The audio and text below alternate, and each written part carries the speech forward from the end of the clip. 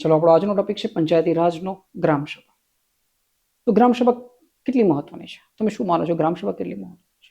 ગ્રામસભા બહુ જ મહત્વની છે. આપણે પંચાયતી રાજના જે ક્વેશ્ચન સિરીઝ જોઈશું એમાં ગ્રામસભાના કેટલાક પ્રશ્નો પૂછાતા હોય છે, જે 2 થી 3 પ્રશ્નો હોય છે, જે સરળ હોય છે પણ તમારે સમજવા પડે છે. ઓકે, તો ગ્રામસભા એ ગામના વિકાસ માટે બહુ મહત્વની છે. ગ્રામસભા સૂચન આપી શકે છે કે આ જગ્યાએ તકલીફ છે ને એ રીતે તમે તમારા ફંડની વહેંચણી કરી શકો છો, પણ આપણે ત્યાં ગ્રામસભામાં એટલી સિરિયસતા લેવામાં આવતી નથી. તો ગ્રામસભા એટલે શું એ આપણે સમજીએ. ઓકે, એમાંથી ક્વેશ્ચન પૂછાતા હોય છે કે ગ્રામસભા ના સભ્ય નીચેનામાંથી કોણ હોય છે? ગ્રામસભા કીધું છે, ગ્રામ પંચાયત નથી કીધું. કે ડન. તો ગ્રામસભા તો મતદાર યાદીમાં નોંધાયેલા, ગામના મતદાર યાદીમાં નોંધાયેલા પુખ્ત વયના વ્યક્તિઓ. ઓકે, આ એવો પ્રશ્ન પૂછાતા હોય છે, આપણે એ સમજવાનું છે. એનો બીજી રીતે કેવી રીતે યુઝ થાય છે એ સમજવાનું છે. તો ગ્રામસભા એક મહત્વની બાબત છે જે દરેક ગ્રામ પંચાયતોમાં બહુ સરસ રીતે એની યોજાવી જોઈએ, પણ એવું થતું નથી. જો તમે અત્યારે શિક્ષિત છો તમે, તો તમારા ગ્રામ પંચાયતોની અંદર થોડા ઇન્ટરેસ્ટ લઈને તમે અમુક કામો માટે તમે જઈ શકો છો, એની રજૂઆતો કરી શકો છો, તમે 2-3 આરટીઆઈ કરી શકો છો, એટલે તમને સાચા જવાબો મળે. ઓકે, તો કેટલીક બાબતો તમે જાગૃત હશો તો તમે બોલી શકશો અને કહી શકશો. તો આ એક એવો ટોપિક છે ગ્રામસભા, જે આપણે જોઈ લે પંચાયતી રાજનો ટોપિક છે ગ્રામસભા. પંચાયતી રાજનો પરિચયમાં જોઈએ તો પંચાયતી રાજ એ ભારતના સ્થાનિક સ્વરાજ્યની એક મહત્વપૂર્ણ પ્રણાલી છે. અને મૂળ ઉદ્દેશ શું છે પંચાયતી રાજનો? કે સત્તાનું વિકેન્દ્રીકરણ કરવું, એનો મૂળ ઉદ્દેશ છે. સત્તા નીચે ગ્રામ્ય લેવલ સુધી પહોંચે, વ્યક્તિઓ સુધી પહોંચે, આનો મૂળ ઉદ્દેશ છે. તો પંચાયતી રાજનો પરિચય જોઈએ તો પંચાયતી રાજ ભારતમાં સ્થાનિક સ્વરાજ્યની એક મહત્વપૂર્ણ સંસ્થા છે, પ્રણાલી છે. તે ગ્રામીણ સ્તરે સત્તાના વિકેન્દ્રીકરણ પર ભાર મૂકે છે. આ બી સમજી દો વિકેન્દ્રીકરણ એટલે શું. જે ગામના લોકો પોતાના પ્રશ્નોને જાતે ઉકેલી શકે છે. આ વ્યવસ્થામાં ગ્રામ પંચાયત છે, તાલુકા પંચાયત છે અને જિલ્લા પંચાયત છે. 3 સ્તરનો એમાં સમાવેશ થાય છે. પંચાયતી રાજ દ્વારા છેવાડાના માનવી સુધી લોકશાહીના લાભો પહોંચાડવાનો ઉદ્દેશ છે. આપણે જોઈએ કેવી રીતે, તો માની લો કે આ એક રાજ્ય છે. શું છે? એક રાજ્ય, સ્ટેટ છે. શું છે? એક રાજ્ય છે. તો રાજ્યમાંથી જે પાવર છે નીચેની તરફ જાય છે. એક છે જિલ્લા પંચાયત. જિલ્લા પંચાયત જે આપણે ચૂંટણી આવેલી, આપણે જે હોય છે ને જિલ્લા પંચાયત, ગ્રામ પંચાયત, તાલુકા પંચાયત એક સાથે આવે છે, તો એ રીતે તાલુકા પંચાયત. પછી છે ગ્રામ પંચાયત, સરપંચની ચૂંટણી થાય છે આપણે અંદર. એક છે જિલ્લા પંચાયતની ચૂંટણી, તાલુકા પંચાયતની ચૂંટણી જોડે આવતી હોય છે, અને ગ્રામ પંચાયતમાંથી જે બને છે એને સરપંચ કહેવાય. તો અહીં સુધી આપણા કાર્યો થઈ શકે એટલા માટે ફંડ આવે છે, અને ફંડ આવે છે એટલે આપણે આપણા પોતાના પ્રશ્નોને સોલ્વ આઉટ કરી શકીએ છીએ. ઓકે, આપણે રજૂ કરી શકીએ છીએ. ઓકે, કેટલીક જગ્યાએ મનમાની ચાલતી હોય છે અધિકારીઓની ને એમના વડાઓની.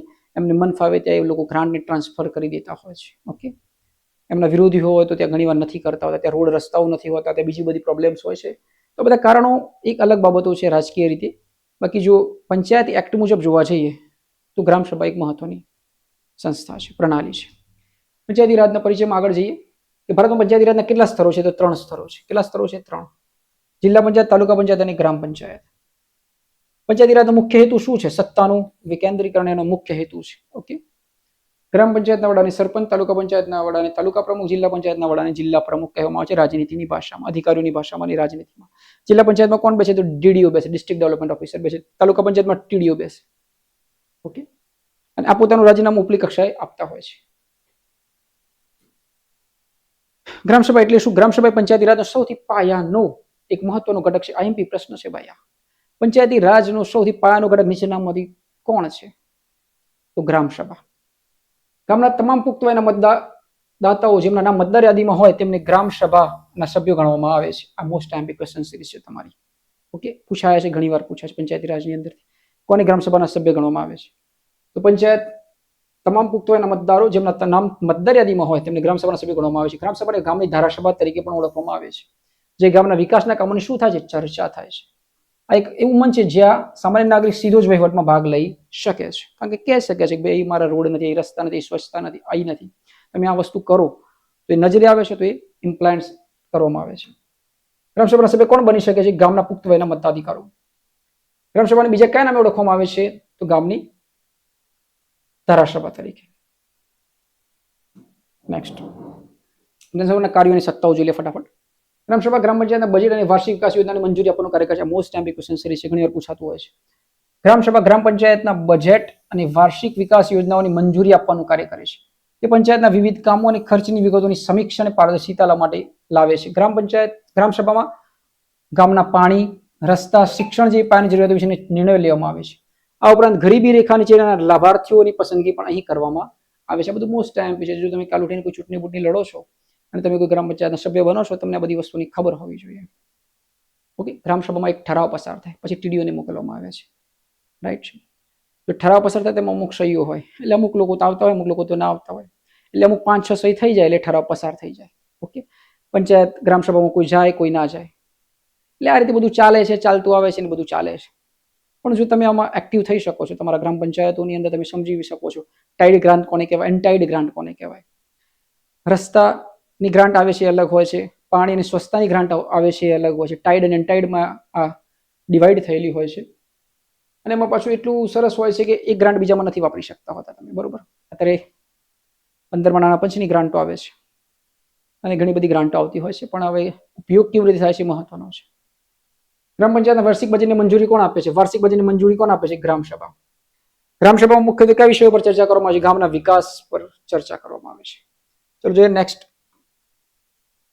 લોકશાહીમાં ગ્રામસભાનું મહત્વ. ગ્રામસભા પ્રત્યક્ષ લોકશાહીનું શ્રેષ્ઠ ઉદાહરણ પૂરું પાડે છે. તે પંચાયતના ચૂંટાયેલા પ્રતિનિધિઓને લોકો પ્રત્યે જવાબદાર રાખવાનું કામ કરે છે કે ભાઈ તમે કામ કરો. પ્રશ્નો લઈને આવો તમે ગ્રામ પંચાયત સભાની અંદર, તમે કહી શકો ભાઈ તમે આ બધું કામ કરો, આ બધું બાકી છે, આ બધા પ્રોબ્લેમ્સ છે. ગ્રામસભા દ્વારા ગામના લોકોમાં જાગૃતિ આવે છે, ભ્રષ્ટાચાર અટકી શકે છે અને સામાજિક ન્યાય અને સમાનતા સુનિશ્ચિત કરવા માટે સશક્ત સાધન છે. લોકશાહીનો પાયાનો એકમ ગણાય છે ગ્રામસભા. ગ્રામસભા દ્વારા શું અટકાવી શકાય છે? ભ્રષ્ટાચાર અટકાવી શકાય છે. રાઈટ છે. ગ્રામસભાની બેઠક અને પ્રક્રિયા. કાયદાકીય જોગવાઈ મુજબ વર્ષમાં ઓછામાં ઓછી કેટલી વાર ગ્રામસભા બોલાવવામાં આવે છે? 2 વાર. આ તમારો ક્વેશ્ચન છે, ફરજિયાત છે. આ બેઠક બોલાવવાની પ્રાથમિક જવાબદારી કોની હોય છે? સરપંચની. આ તમારો બીજો ક્વેશ્ચન છે. ગામમાં અગાઉથી કરવામાં આવે છે જાણ. ગ્રામસભામાં લેવાયેલા તમામ નિર્ણયોની નોંધ રાખવામાં આવે છે અને જે ગ્રામ પંચાયતને અમલમાં મૂકવાના હોય છે. ગ્રામસભામાં વધુમાં વધુ લોકોની હાજરી સફળ વહીવટ માટે અનિવાર્ય છે. 2 પ્રશ્નો પૂછાય. કેટલી વાર ગ્રામસભા ઓછામાં ઓછી ભરવામાં આવે છે? 2 વાર ભરવામાં આવે છે. અને પ્રાથમિક જવાબદારી કોની છે આ ગ્રામસભા ભરવાની? સરપંચની છે. આ પ્રશ્ન છે તમારો. વર્ષમાં ઓછામાં ઓછી કેટલી વાર ગ્રામસભા બોલાવવી જોઈએ? 2 વાર. ગ્રામસભાની બેઠક બોલાવવાની મુખ્ય જવાબદારી કોની છે? સરપંચ.